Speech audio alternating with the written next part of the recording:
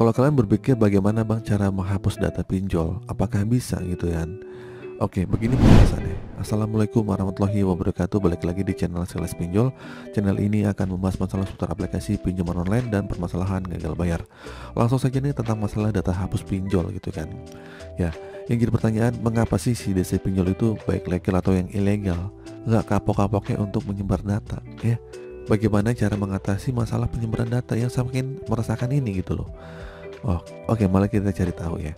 Pertama-tama, si DC pinjol yang nakal atau oknum biasanya yang nggak pernah menyebutkan aplikasi pinjol mana yang mewakili, ya kan?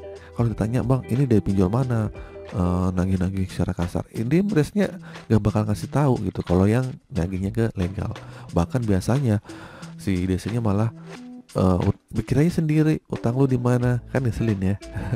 Nah, hal ini membuat mereka makin berani ya, terang-terangan menyebarkan data, bahkan melakukan penipuan dengan menghubungi orang terdekat atau kontak darurat yang nggak pernah yang tidak pernah kita masukkan ke oleh peminjam. Nah, sebagai peminjam kita harus mewaspadai ya, dan mengajak mereka untuk menyebutkan nama pihak pinjol itu sebagai bukti terjadi penipuan atau penyebaran data yang nggak sah, dengan cara kita melaporkan ke pihak berwajib atau ke OJK atau ke polisi lah gitu kan.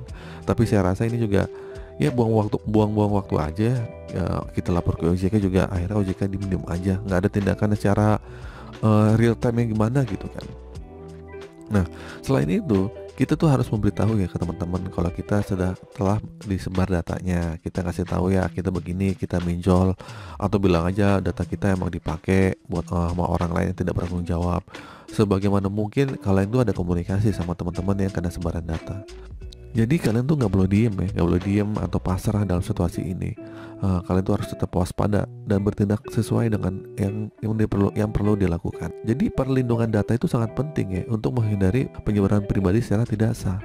Pastikan untuk tidak memberikan data seperti nomor telepon, alamat, informasi penting kepada orang lain yang tidak dikenal. Selain itu, kita bisa mengatur privasi di aplikasi media sosial itu.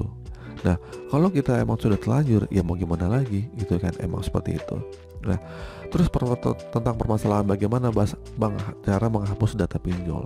Intinya sih emang nggak bisa ya menghapus secara tiba-tiba menghapus.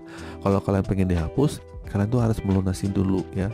Kalian harus melunasi hutang-hutang kalian, otomatis data kalian dihapus. Atau kadang, biasanya walaupun udah utang kita sudah lunas, kita udah gak punya sangkutan di pinjol, tapi kadang ada aja orang yang tiba-tiba nagih. Ya, itu pakai data kita ya. Kita nggak tahu ya, mungkin oknum pinjol itu, oknum DC pinjol itu, oknum dari pihak pinjol itu menggunakan data-data kita untuk pinjol atau seperti apa. Jadi untuk lebih waspada lagi, lebih baik kalau kalian punya pinjaman online dan sudah lunas, kalian telepon deh ke pinjolnya untuk minta dihapus datanya ya, dihapus secara permanen. Jadi terus kalian gak usah minjol lagi, karena namanya data kalian dipakai, data kalian disalahgunakan, itu bisa aja ya itu. Nah, untuk permasalahan hapus data pinjol, kalau kalian ada joki-joki menghapuskan jasa hapus pinjol, itu jangan dipercaya, karena itu 100% hoax dan 100% penipuan. Banyak korbannya yang mengadu kepada saya telah ditipu.